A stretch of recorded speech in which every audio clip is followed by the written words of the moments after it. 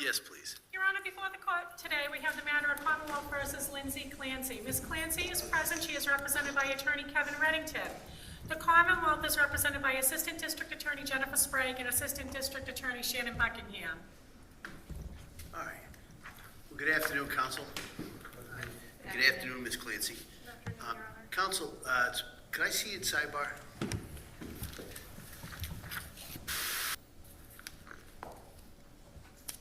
All right, counsel, what I thought we'd do is kind of just go through kind of a list of matters that we have to.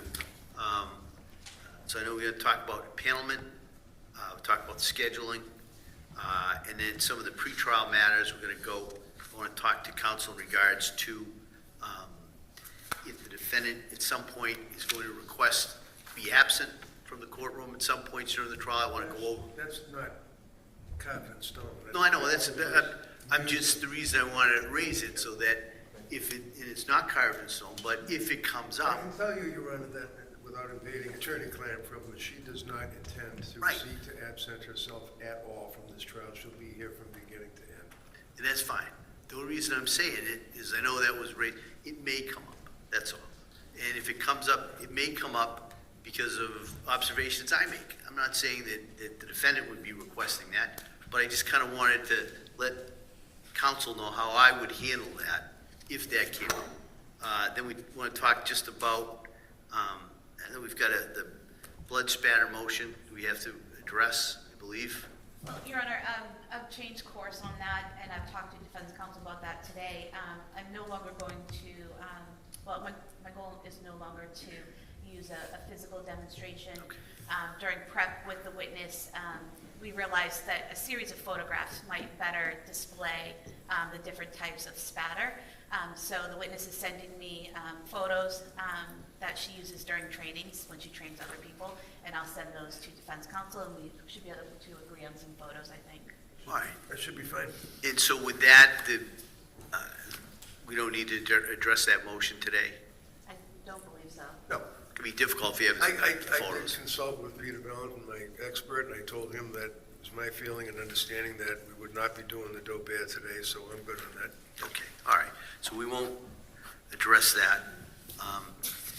So just, why don't we talk a little bit about impanelment and the procedure that I would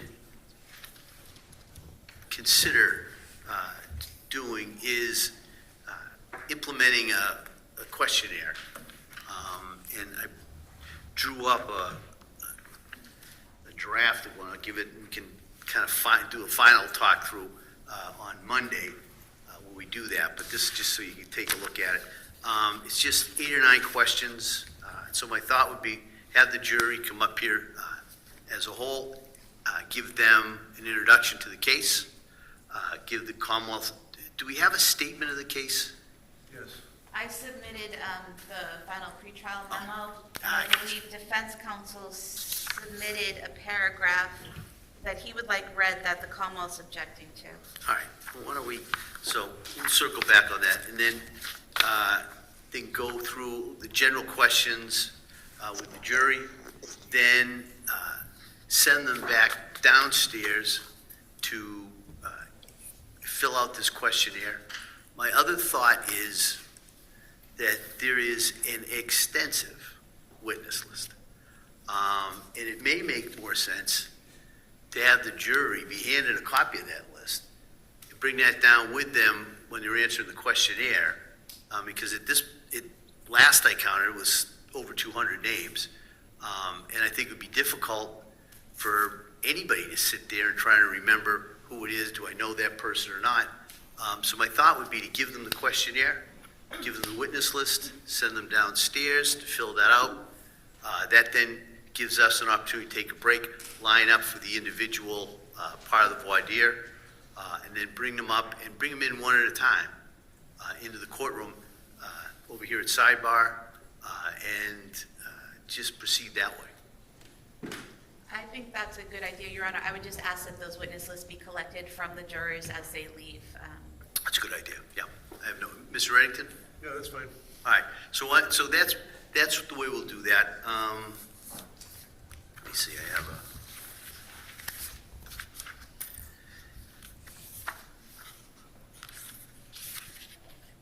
here's a draft of those questions on the, and we can go over these on Monday, but this is be the proposed, Don, could you maybe hand those to council? And Your Honor, the witness list, would that be a combined list with both? Right, and they won't be listed as defense or Commonwealth's witnesses. Thank you.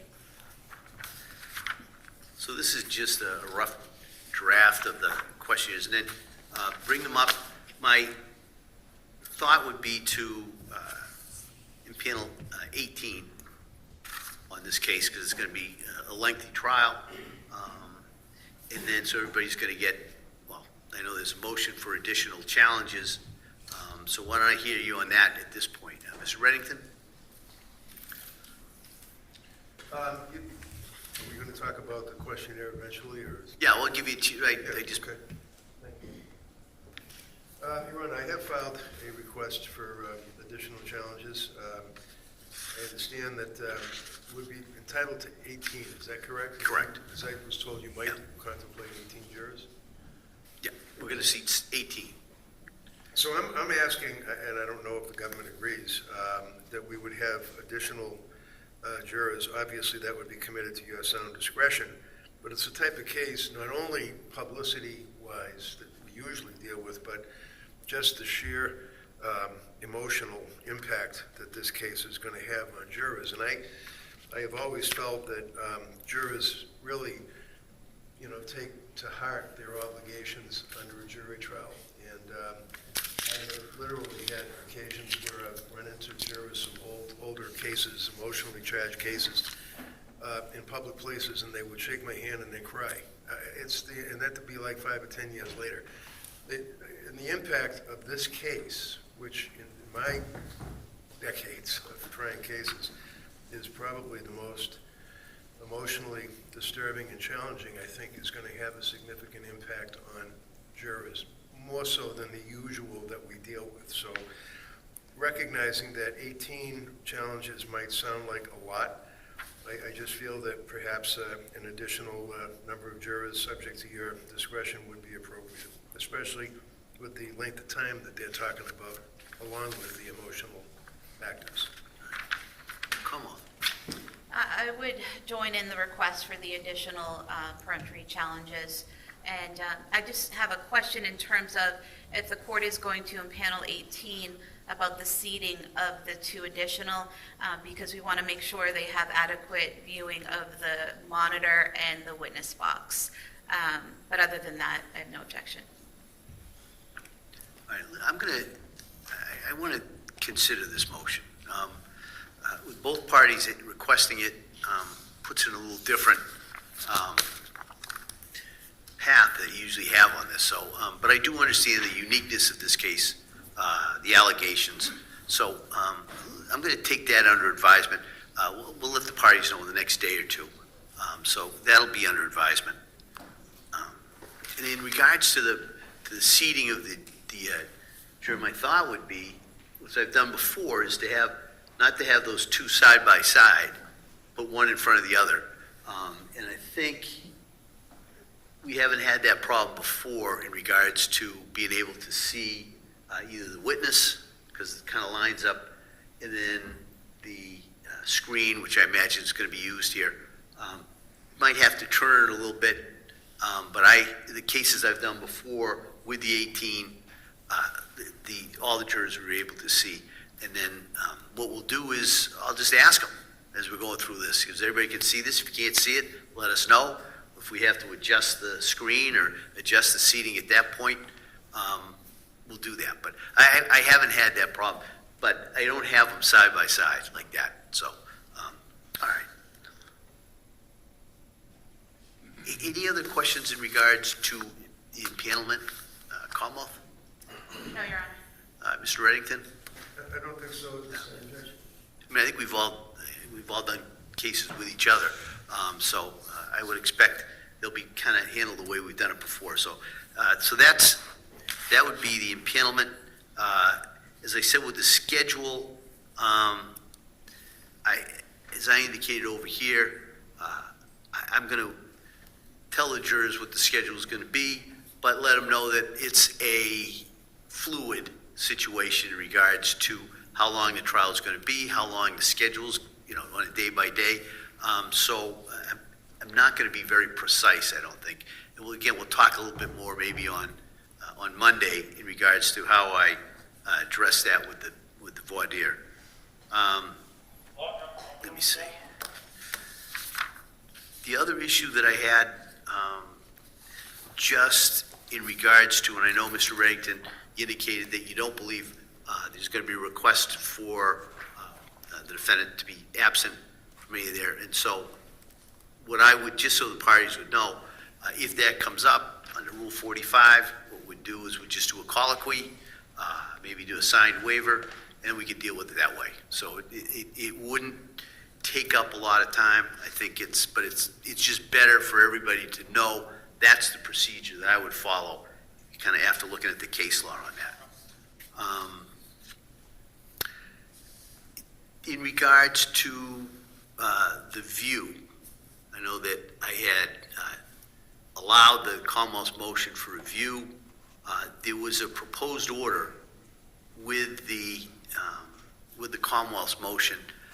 I don't think I got a proposed order from the homeowner, and I think he was invited to propose one, but I haven't seen anything. So, Commonwealth, what's your position in regards to, it was your order, but what are your thoughts in regards to that? Well, I was approaching it as most of these types of cases that I do. We usually let the homeowner know when we'll be there. They make sure they're out of the home and it's unlocked. We go in. A case like this where we have 18 jurors, maybe send them in groups of 4 or something along those lines to see whatever myself and defense counsel want them to take note of, and then leave the premises. With an instruction to the jurors, they're not to open any closets or anything like that or touch any personal items. And I think that's pretty much what's encompassed in the order, if I recall. Yeah. Mr. Reddington? I have no position on that, Your Honor. Your Honor knows that I indicated I don't think it's necessary to have the view plus videos plus photographs, but I understand you've already made your decision on that. So it's a house that is now occupied by a man and his partner. It does not look at all like it did before when Lindsay and her family was living there. So I defer to your discretion on any specifics on the view. All right. So my intention would be to, as I said, allow the motion for the view, issue that order in line with the proposed order that was given by the Commonwealth, and then as we go forward, we can give the homeowner a notice on that. We'll have police and security there to address any of those concerns. In the order regards to the media, we'll also deal with the no photographing of the jury during the view. Could I just make an observation, Your Honor? Sure. It's a situation where obviously we're dealing with people that are civilians or professionals. This is not a situation where we're looking at a drive-by murder in the middle of an inner city where there's danger to jurors and stuff. Can I ask that the court at least limit the police presence? I mean, I have had it with police officers on motorcycles buzzing back and forth next to the jury bus, and police officers stopping traffic and blue lights behind you, blue lights in front of you. There's no need for that type of a police presence in this case. We're going to take a bus to a house in a residential area in Duxbury, and that's it. I understand that there may be a need to, close down a road or something, but I would ask that we don't have such an overwhelming police presence for obvious reasons. Come on. We could go to sidebar. We do have a plan in place, but for security purposes. Sure, yeah. Go to Is he in sidebar?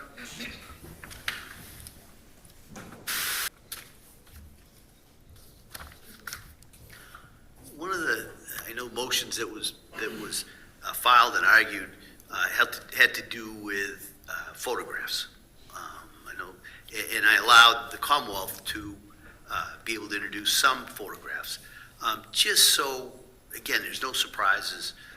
If the Commonwealth can provide me a copy of the photographs that they intend to introduce. So I can look at them and make sure, no surprise, but would be in line with the ruling that we talked about. Are you referring to the autopsy photos, Your Honor? Whatever photos, or the crime scene photos perhaps, We could provide you with either the disc with all the photos, or it's the issue. The reason I'm hesitating is at the moment as we're prepping, we're deciding what photos to use, but that could change mid-trial. So I could give the disc with all of the photos for you to review and be prepared in case there's an argument about one of them. I don't think there's going to be, we've already kind of had the argument in regards to the photographs, and I also allowed that some photographs will be admitted with limiting instructions, but I just kind of want to make sure that I understand really what the jury is going to look at, so I can make that final determination. So kind of however you want to do it. If you want to give me all the photographs, that's fine, or just some representative ones. I'm not going to hold you to if there's one that's a little different angle from some other one, but just so I have some idea kind of what we're going to have to deal with. So. And I can bring in copies of the autopsy photos as well. Okay, that's fine. All right, thank you. The other thing we had talked about last time was that the 3D model was, I'm not sure if that was done or if that's an issue now, or. It's almost complete. I'm expecting to, Sean Marucci from our office has been working on that, and as soon as it's done, provide a copy to defense counsel in the court to look at. But it's going to be a digital monitor that's on the screen. So it's a digital representation of the house? Yes, a digital model of the home. It'll have an exterior view, and then it'll have each floor of the home. And it's just a digital model, nothing physical. All right.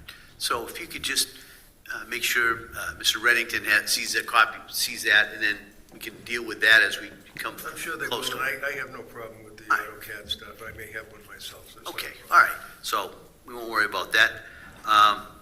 The blood spatter motion, we're going to take that up later. What other issues do we have? I know that there's one in regards to some additional witnesses, but besides that, any other issues we need to take up? The Commonwealth sent defense counsel several proposed stipulations. It would be helpful to resolve those. I haven't had a chance to look at them yet, but I'm sure that I'm more than likely going to agree with all their stipulations, because if it's to avoid having people, in a ministerial sense, like somebody looked through a scanning microscope and they handed a slide to somebody else that put it in an envelope that somebody else looked at. I have no problem with that. I'm not, as you well know, we've indicated that the mechanics, if you will, of the homicides and the actual event itself, we're not contesting. This is why you've already heard me complain about the autopsy photographs and all the gruesome stuff we're going to have to live through. But as it relates to their stipulations, I'm more than willing to stipulate to avoid having all these witnesses. And just so the court's aware, they are witnesses, as defense has described, mostly laboratory witnesses. It would save calling 31 people. Yeah. So. All right, and that's kind of what I figured was coming. So that's, I'll anticipate that there's going to be a fair amount of stipulations that'll be done. I'm not going to hold anybody to it at this point till we get the specific language in it. My only concern is that in light of Commonwealth versus Gordon, I think there needs to be a colloquy with the defendant about the stipulation.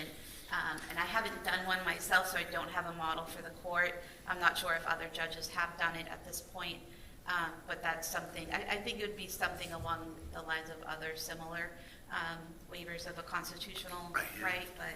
When someone stipulates to an element, Right. yeah. So I'll either borrow one or draw one up. So I think that's a good idea. All right. I know that there was still a couple of remaining discovery motions that were kind of floating around. Do we need to address any of those, Mr. Reddington? Are you referring to defendant's motion for relevant discovery? Yes. Okay. For the record, I would note, run at paragraph 1, I'm looking for automatic mandatory discovery. I believe the government been very effective in providing me with discovery. I mean, when there's a witness that's interviewed, they send me a copy of the interview. If there are notes, they send me copies of the notes, so I don't have any problem with that. I don't believe that there are any unusual issues that have been flagged on this motion, and I would ask if the court would entertain allowing paragraph 3, which is potentially exculpatory evidence, only because I know the case law, not that I doubt that they would provide me with exculpatory evidence, but I believe I have to have a motion allowed for the record to have it in play as far as the government's obligation that they recognize, and I respect the fact that they do, and expect that they would, but nevertheless, I would ask that you allow motion for exculpatory evidence, as well as motion for statements of the defendant. And again, I don't anticipate that there are extensive statements of Ms. Clancy to law enforcement. I don't believe there are literally any. And I'm well aware I have the discs of the government's doctors interviewing her, so I've already got that, but I would ask that you allow that motion as well. Commonwealth? So if I'm understanding correctly, from this motion, defense is just asking for the allowance of paragraph 3, and then any statements of the defendant, is that correct? That's correct. Yep. So I have no objection to statements of the defendant. We've provided those, and if any come to light, we will, of course, turn those over, but I don't expect any. In terms of paragraph 3, my concern with paragraph 3 is the last paragraph, the last couple of sentences where it says the new Rule 14 also requires the Commonwealth to inquire of each witness, officer, and agent and agency as to whether they know of or possess any exculpatory evidence. And then that last sentence, the defendant requests this court order the Commonwealth to produce each and every inquiry and each and every response. I would narrow that, if I could interrupt you, I apologize. I would narrow that to, in the event that there are statements that disclose exculpatory evidence, the government would then advise the defense. They don't have to notify me of every single person they've talked to. Well, so I made a note of that. I was wondering the definition. I'm going to make a suggestion. Maybe if the three of you can kind of come to an agreement as to that language. Yes. And then I'd allow that as to make the endorsement that reflects the actual agreement instead of just kind of a blanket one that the parties may later disagree with what was meant. So I'll allow that pending the proposed language. All right. So that would just be paragraph 3. Paragraph 3, and also regarding the statements of the defendant. Which I don't think is its own paragraph in here, is that correct? I'm sorry? What? Statements of the defendant, is that a specific paragraph in your motion, or It just would be, general? yeah, just statements of the defendant in general, yes. In general, okay. Yep. Okay. All right. And no further action on the rest? Right. As of now? Yeah. All right. Your Honor, there is a discovery motion filed as well where it's a request for a 17B2. Yeah. Looking for state police troopers, local police detail to sit at defendant's hospital room. Government has provided me with, today, a large number of duty assignments and records and documents. I believe they're going to provide me with the state police, but I would say that that motion can be tabled. All right. So I'll take no action on that. I think that's pleading number 113, rule for motion discovery under 17B2. Correct. All right, so there'll be no action taken on that. Okay. All right. And then I think the only other kind of issue that we need to take up is the defendant's motion that was filed.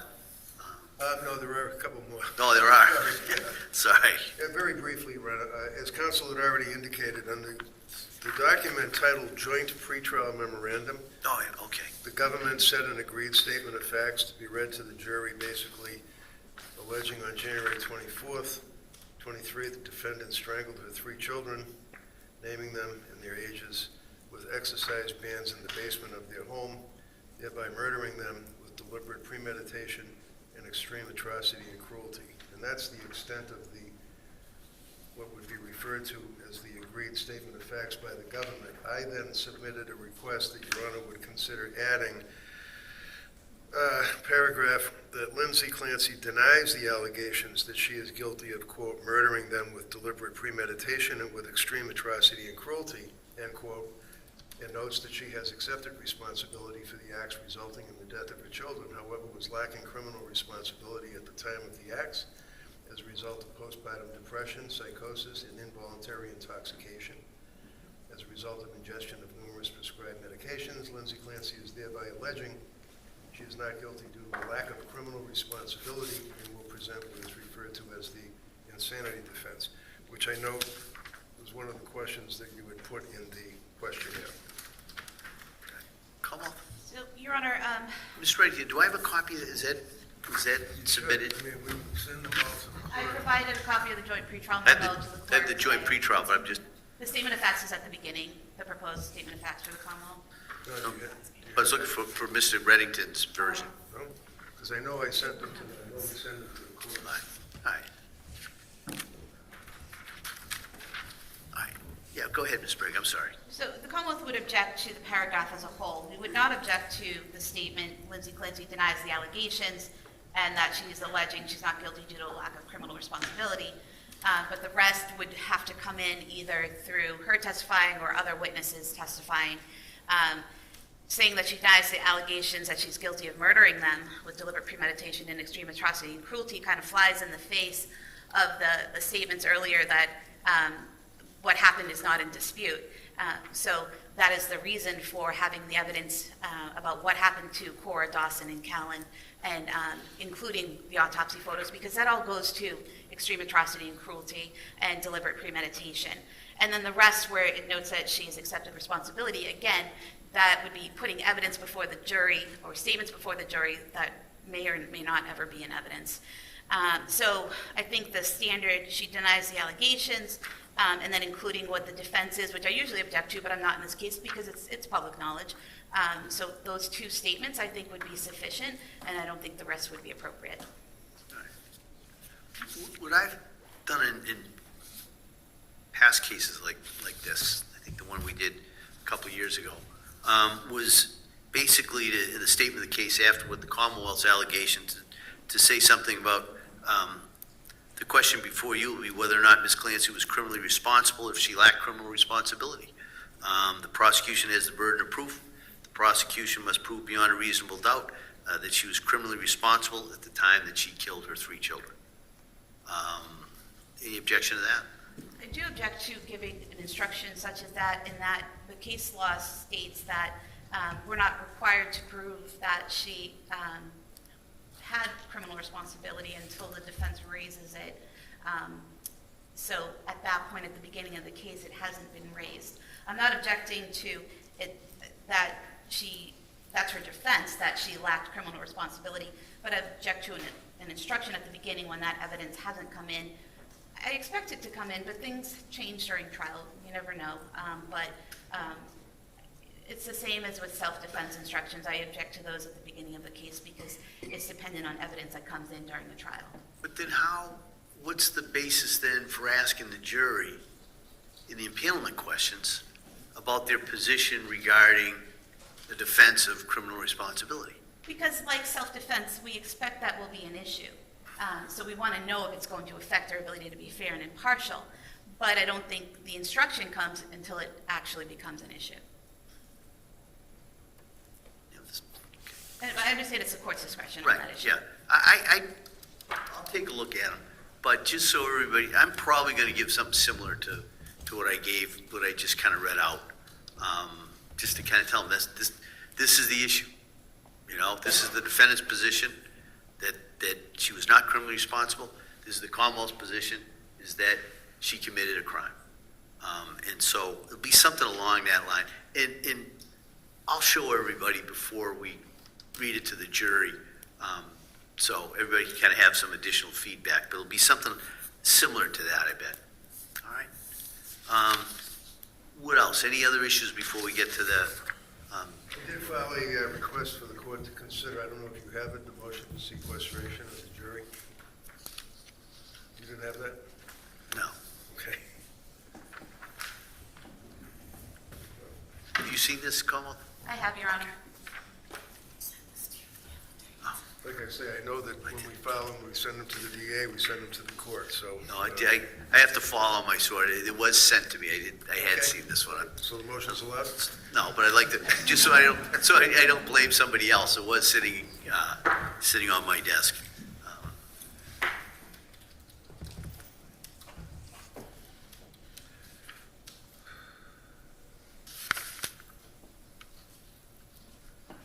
All right, well, Mr. Ray, I'll hear you on this. Thank you. Your Honor, I basically can be very brief. This is, as I indicated, a very unusual case emotionally, factually. Government's estimating 6 to 8 weeks for a trial, maybe less with the stipulation. Nevertheless, it would be a huge imposition on jurors.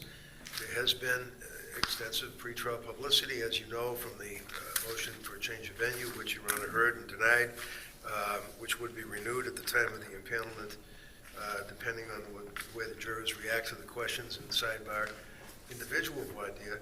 So my concern is that with all of those issues, and I understand that it's unusual nowadays, we don't really do sequestration of jurors.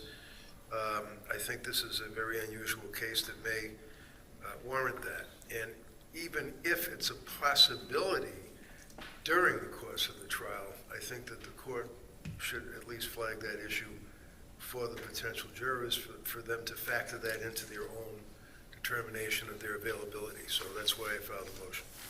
Como? Your Honor, Commonwealth objects to the motion. I think that the court will instruct, well, I know that the court will instruct the jurors not to go on social media, not to read about the case, not to pay attention to any of that. In addition, the court typically asks the questions every morning.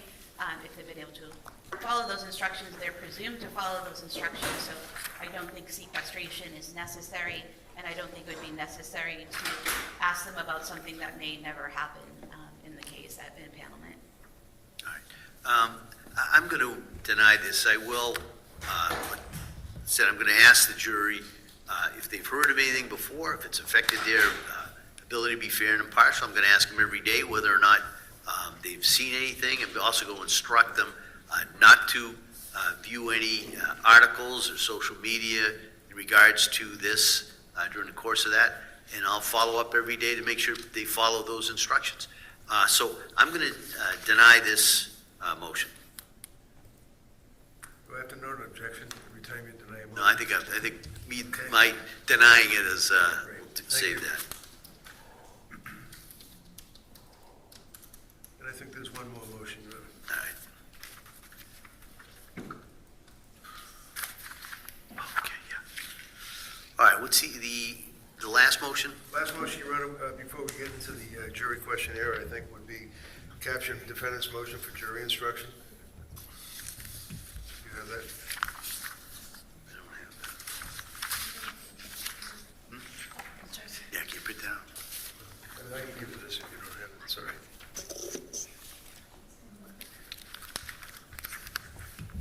Oh, you have a copy? Oh, I know, I see that. Your Honor, when you give the instructions to the jury on the law after we've picked the jury, and I believe you do it before openings, in light of the fact that it's obvious that lack of criminal responsibility is the defense, is the central bedrock of the defense in the case, I would ask that the court would, in addition to instructing the jury, as you do in a generic sense, about proof beyond a reasonable doubt, that the court would also instruct the jury that as it relates to the burden of proof, in the unusual situation where you're dealing with lack of criminal responsibility, that it is not the defendant's burden to prove that she is lacking criminal responsibility, but in fact, upon presentation of evidence, it's the government's burden to prove beyond a reasonable doubt that she was not acting as a result of a mental disease or defect. So I'm just asking that you would add that to the generic instructions. All right. Como? Your Honor, similarly to the argument that the Commonwealth was objecting to the criminal responsibility being mentioned in the statement of facts, we would also object to the preliminary instruction, full instruction about criminal responsibility, because as my sister said, it is the defendant still has to raise it. And they have to raise it not just by saying it in an opening statement, they have to raise it by expert testimony, lay witness testimony, or the actual facts of the case. And so that isn't done until the case is underway, and preliminary instruction it comes well before that. So that is relying on Commonwealth versus Santiago, 485 Mass 416, a 2020 case that reiterates the instruction isn't necessarily need to be given in a preliminary, or in that case, it was actually for a jury instruction at the conclusion of the case if the evidence wasn't raised. But I would suggest that the idea is even stronger, that if we haven't even presented the jury with anything, then they shouldn't be preliminarily instructed on it. If Your Honor was inclined to give it, because it is a discretionary thing, I would ask that you stick to the language of the model and not how counsel phrased it, because as you're familiar, the actual instruction when it comes to what the Commonwealth must prove with a criminal responsibility issue is not just whether we can say that they don't have a mental disease or defect, because the evidence may show that, but that is not the requirement for the jury. If there is a mental disease or defect, then the Commonwealth has to prove the other two prongs of the criminal responsibility statute. So the way it's phrased in the motion, I'd ask you not adopt that language and that you stick to the model if you are inclined to offer it, but we would object to the giving of it. What if I instructed the jury in a sense, almost like hypothetically, that it's anticipated that the defense of criminal responsibility is going to be raised? If that's raised, this is what the law is. Well, I would suggest that we don't want to be caught in a burden shifting situation on a preliminary instruction, so maybe that language is a little bit too close. I think it's either Your Honor gives it as it is in the model in the preliminary, as a preliminary instruction, or it's not to be given and just to be addressed at the conclusion of the case. All right, I generally give it. I understand the Commonwealth's position, but I generally think it's a good, well, I'll just leave it at that. I generally will give that, so I'll take a look at, but I generally give the model language that's suggested. All right. I think that concludes the motions. All right. And then there's one last motion that was filed yesterday. Did Commonwealth have an opportunity to review that? Your Honor, I briefly looked it over. I would suggest that we shouldn't even broach this motion in that it violates Rule 14 discovery, and that these individuals have been identified by initials only with no other information, no statements of the witnesses, no indication of what these witnesses have to offer or the background, and it's 1 week prior to trial, so I'd ask that it just be denied on its face. Well, I understand that, but it's been raised. So I'm going to hear from the Commonwealth, and I'll hear from the defendant first, and then from the Commonwealth, I'm sorry. And then I may have to take it under advisement myself, and it may be the argument that there's just not enough here for me to make a decision is there, but I think I want to give the defendant the opportunity to argue this. So, Mr. Reddington, this is the motion to eliminate to permit testimony from witnesses who have themselves been, according to the motion, victimized by the medical system regarding the issues of postpartum depression and postpartum psychosis. Yes, Your Honor, thank you. Your Honor, as I say in the affidavit, and as you can well imagine, I have been contacted by many people who have, in a very moving, emotional fashion, advised me of these horrific issues that they've been dealing with postpartum depression, postpartum psychosis, hearing the auditory commands, having intrusive thoughts to hurt or kill their partner or their children, infanticide, as a result of postpartum psychosis, medication issues, contributing to the postpartum depression, postpartum psychosis. And it's so easy for us as a society to say in a troubling case like this, oh my God, she's guilty, throw away the key, put her in jail and just be done with it because it makes everybody feel better. It's a feel-good reaction that, okay, somebody has been punished because of doing a very bad thing. But as we know, when you're dealing with the issues of lack of criminal responsibility, I don't like the term insanity, but nevertheless, when you're dealing with somebody who is suffering from a medical a defect or a disease, and they have actually experienced something that is so outside the ken, if you will, of jurors, of normal people, for us to believe that somebody's hearing voices, the initial reaction from any one of us, I think, in this courtroom would be, come on, you're not hearing voices. What are you talking about? You're making this up. You're trying to avoid responsibility. But it is true, and it happens, and it is an affliction that people have put up with. And if they are permitted to testify as their experience themselves as to postpartum depression, psychosis, the concerns and the fear that a woman has, and I say as a woman has because guys don't know about this. You know, we're so quick to go out and we're mighty and strong, we have many beers, and we're real quick to say, throw away the key on it. But a woman who has suffered and has put up with this affliction should be able to testify and say, probably in an emotionally charged fashion, very credibly, I too have heard these command voices. I too acted on the command voices. I too have had insomnia. I too have had hedonism where I don't even care if I live or die. I have no emotion. I can't feel. I can't laugh. I can't love. I can't hate. And I think that that is important. Now, before I disclose the identity of these people, it seems to me that what I have to do is present the general legal issue to you as a preliminary gatekeeper almost, where you would say, hypothetically, I think upon sufficiency of proof, it is admissible. And I am inclined, you the judge, to allow that evidence before a jury, at which point I would then, of course, disclose the identity of the people with their knowledge and consent, their medical backgrounds, and the government could then send their cops out to interrogate them or intimidate them or talk to them or do whatever they want to do. But if they get on that witness stand, they have credible evidence to give. So it's a two-part. I can't really give their names and addresses without knowing. You may say, as a matter of law, it's not admissible.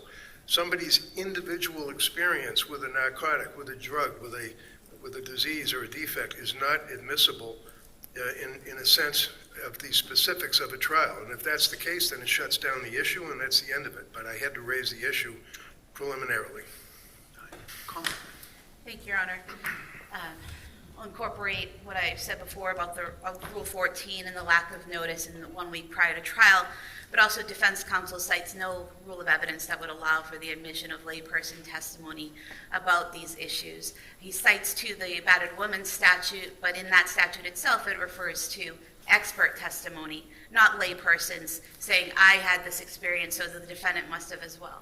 And then I think what we come to is it becomes more prejudicial than probative in that, say you allow 16 people to come in and testify to that, then the Commonwealth gets to rebut that with their own witnesses. Women who suffered from postpartum depression and psychosis, who did not kill their children, who locked themselves in a room to keep themselves from harming their children, who got in a car and drove away so they didn't harm their children.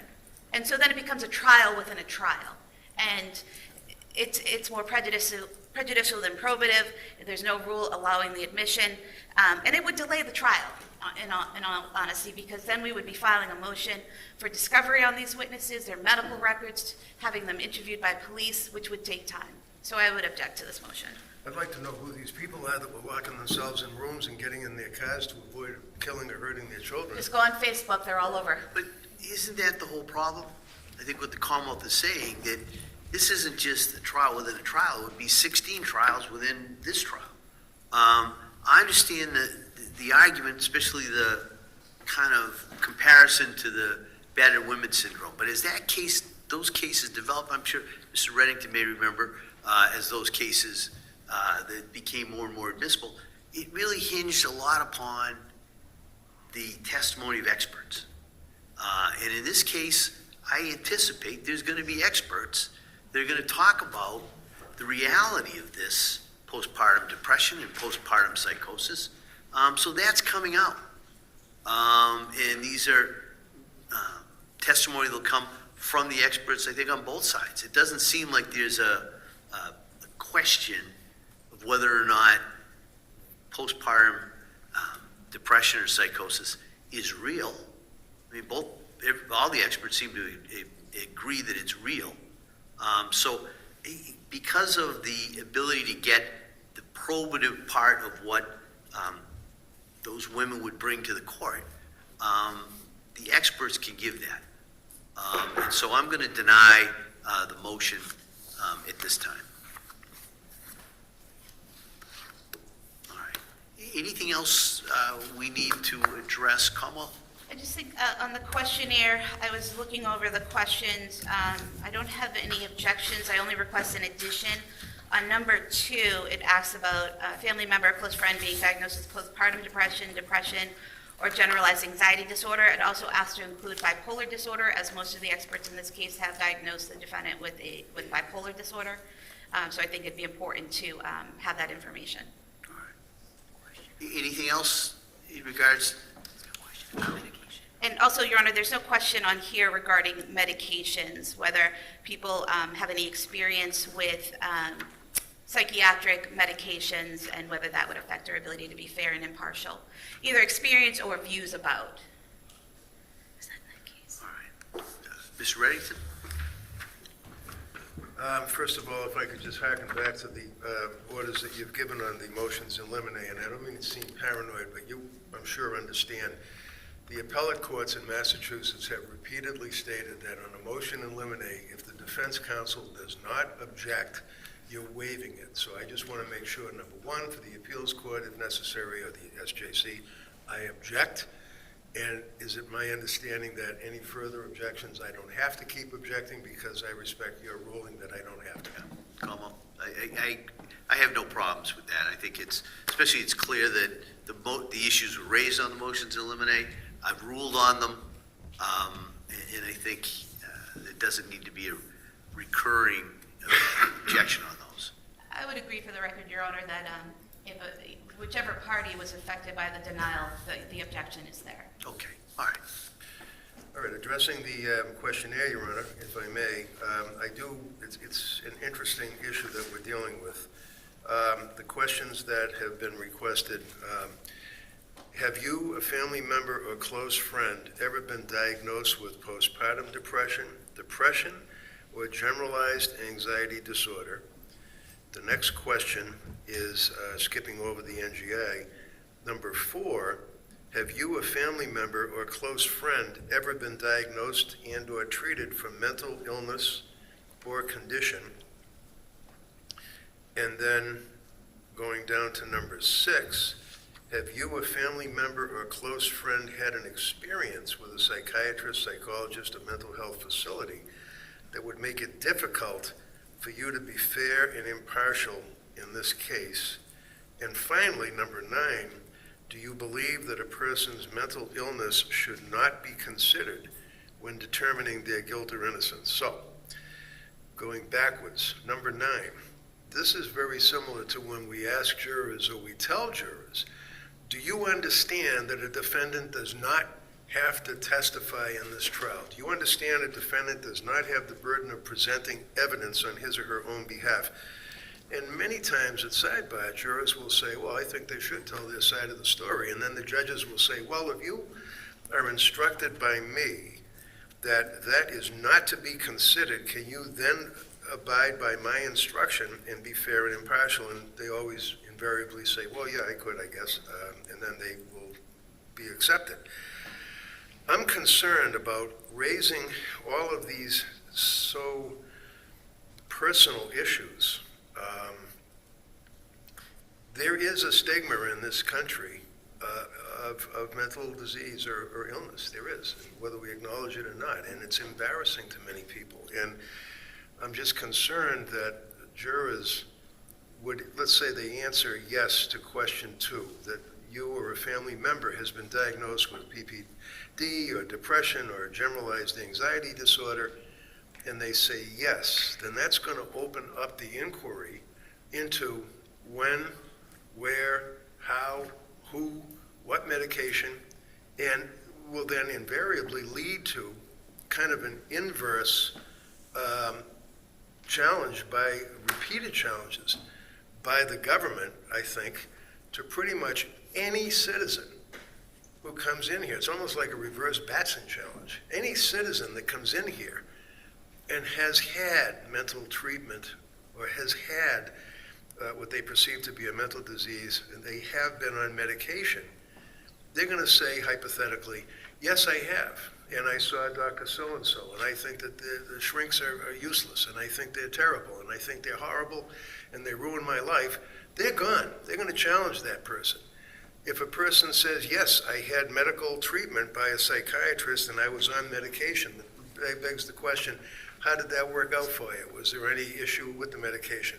Anyone that has any issue whatsoever with mental disease, defect, or medications is going to be tossed because of alleged cause. They're going to say it's for cause because they have a preconceived notion. And that's going to wipe out a significant number of citizens that are being brought here to this court to sit on a jury, recognizing the fact that the issue of mental disease, defect, treatment, lack of criminal responsibility is central to this case.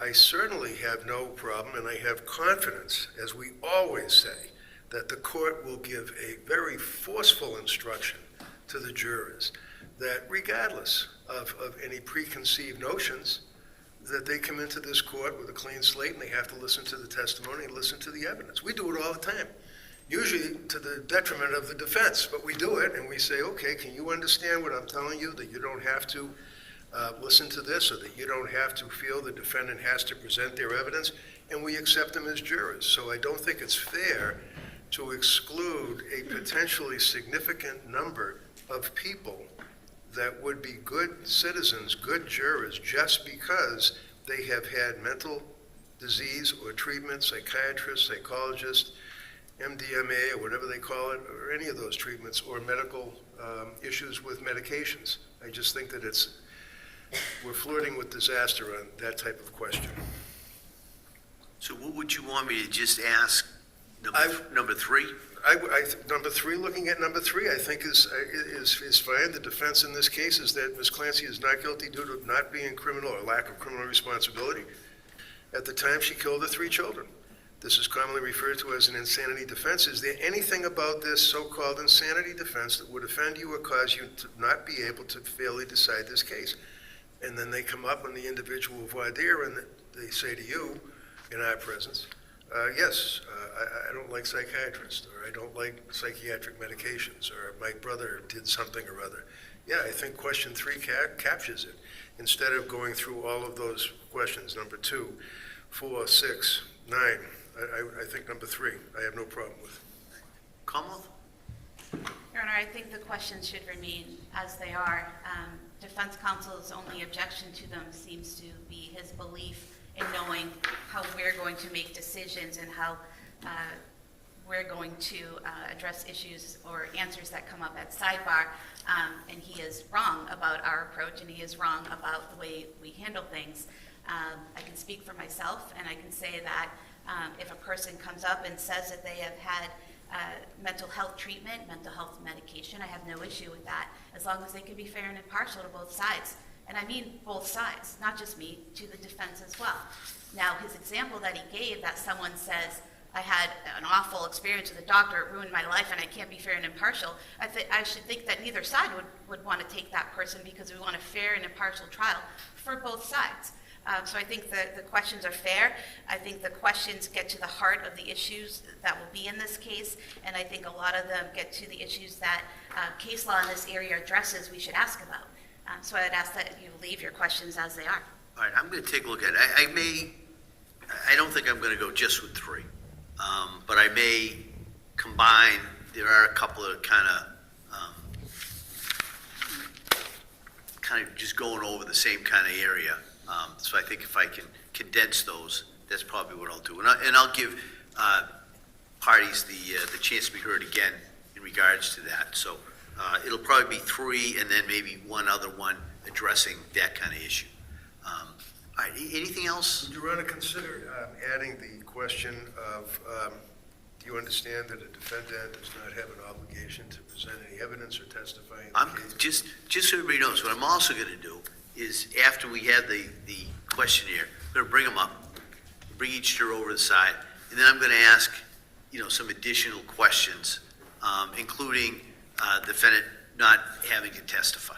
Okay. And understanding not having to present any evidence. Yep, that's fine. Questions about police credibility, all those type of things that I would generally ask. I was just having the questionnaire because these are kind of issues that those type of questions in the questionnaire, it may be easier for people to go and kind of reflect a little bit instead of just standing up here for the first time, being hit with these type questions in front of us. So I will ask, defendant does not have to testify. The defendant has no obligation to present any evidence. The police credibility question, kind of things along those lines, I'll ask over here. And then the parties can have, reasonable follow-up as well. All right? Thank you. All right, anything else? Finally, you gestured to that side of the bench. Would the individual voir dire be? The individual voir dire, that's just by force of habit. Okay. The individual I was gonna voir say, dire, we as we need that. discussed before, will be Yep. done over here. Perfect. Defendant will be here, sidebar. Okay. And then, and that's part of why we're going to take that break, to have the jury go back, fill out the questionnaire, then we'll set it up for the individual voir dire. We'll do that over here. Okay, thank you. Okay? All right. Now, anything else? Not for me. All right, Como? All right, well, thank you very much. We'll see everybody on Monday, 9 o'clock. We'll begin the impanelment. As you know, it'll probably take a little while before we get the jury up here, but so if there's anything that we have to address before I go talk to the jury, we can do it then. All right? Thank All you. right, counsel, thank you. Thank you.